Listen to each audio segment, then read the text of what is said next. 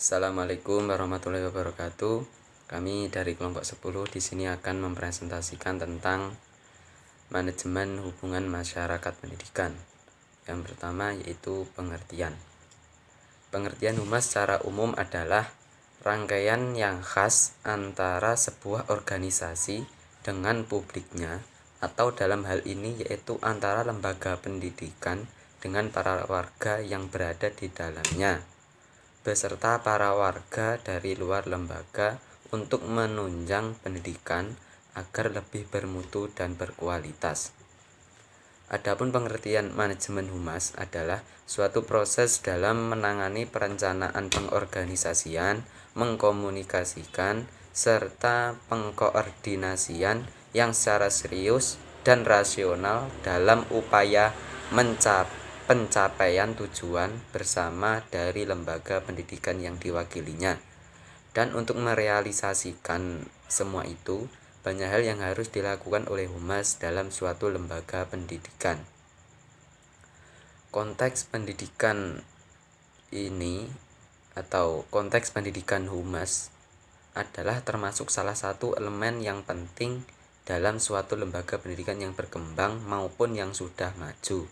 Sebab untuk menarik kepedulian dan partisipasi masyarakat tidaklah mudah, karena persepsi setiap masyarakat terhadap lembaga pendidikan itu berbeda-beda. Sehingga dengan adanya manajemen humas diharapkan semua kalangan masyarakat ikut peduli dan berpartisipasi, bahkan berkontribusi dalam upaya meningkatkan kualitas pendidikan. Hubungan masyarakat dalam dunia pendidikan adalah salah satu bagian dari komponen kegiatan manajerial lembaga pendidikan yang berkaitan dengan terwujudnya kerjasama yang harmonis antara pihak dari lembaga pendidikan dengan masyarakat sebagai salah satu yang menjadi pengguna dari lulusannya. Karena salah satu tugas humas terhadap masyarakat adalah membuat sebuah kepercayaan kepada lembaga pendidikan yang tentu saja akan berdampak positif, seperti menambah perhatian dan kepedulian masyarakat terkait peningkatan kualitas pendidikan yang pada akhirnya dapat menunjang proses kegiatan belajar mengajar di lembaga pendidikan yang bersangkutan. Saya Indra Habibah Aziz akan melanjutkan presentasi dari teman kelompok saya. Yang berikutnya menjelaskan tentang tujuan manajemen hubungan masyarakat dan pendidikan. Jadi ada banyak sebenarnya tujuannya, tapi di sini akan saya jelaskan beberapa saja. Yang pertama adalah mengembangkan pembinaan pengertian masyarakat tentang semua aspek atau bidang pelaksanaan program pendidikan di sekolah. Jadi di sini masyarakat diberikan pemahaman bagaimana tentang perkembangan, bagaimana tentang apa saja yang terdapat di sekolah. Dan yang kedua adalah menampung harapan-harapan tentang tujuan pendidikan di sekolah. Jadi di sini terdapat entah itu harapan dari warga sekolah sendiri ataupun masyarakat yang mempunyai harapan-harapan, maka nanti bisa ditampung di sekolah. Yang ketiga adalah memperoleh partisipasi, dukungan, dan bantuan secara konkret dari masyarakat, baik berupa tenaga, sarana, maupun dana, demi kelancaran tercapainya tujuan pendidikan. Jadi yang ketiga ini gunanya adanya manajemen hubungan masyarakat dengan pendidikan, yaitu agar masyarakat pun juga bisa memberikan manfaat bagi dunia pendidikan, bagi sekolah. Dan yang keempat adalah menumbuhkan dan membangkitkan rasa tanggung jawab yang lebih besar pada masyarakat terhadap kelangsungan program pendidikan di sekolah secara tepat dan hemat. Yang kelima dan yang terakhir adalah mengikut sertakan masyarakat dalam memecahkan permasalahan yang dihadapi sekolah yang dipecahkan menyangkut siswa, guru, perlengkapan, keuangan, dan perumusan tujuan sekolah. Jadi di sini juga masyarakat diikut sertakan terhadap permasalahan sekolah, apa yang mungkin ada yang bisa dibantu oleh masyarakat, maka masyarakat juga diizinkan untuk membantu pendidikan. Selain itu, menurut Mujamil Komar menyatakan bahwa hubungan lembaga pendidikan dengan masyarakat bertujuan antara lain sebagai berikut: memajukan kualitas pembelajaran dan pertumbuhan anak, memperkukuh tujuan serta meningkatkan kualitas hidup dan menghidupkan masyarakat, menggairahkan masyarakat untuk menjalin hubungan dengan lembaga pendidikan. dan masih ada yang lain, tapi di sini hanya 3 poin yang saya sampaikan. Inti dari semua tujuan adanya manajemen masyarakat dan pendidikan ini adalah agar sama-sama mendapatkan manfaat, entah di masyarakatnya sendiri ataupun di pendidikannya.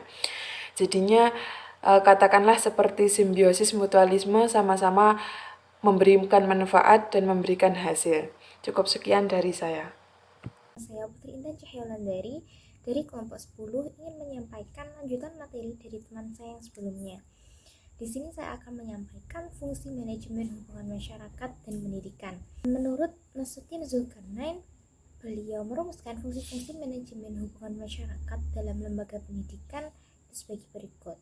Yang pertama, manajemen hubungan masyarakat dalam lembaga pendidikan itu berfungsi sebagai mediator dalam menyampaikan suatu komunikasi secara langsung kepada pimpinan lembaga dan lembaga intern atau guru, karyawan, dan siswa. Yang kedua adalah mendukung dan menunjang kegiatan-kegiatan yang berkaitan dengan mempublikasikan suatu lembaga. Yang ketiga, menciptakan suatu citra yang baik, yang positif terhadap lembaga pendidikannya.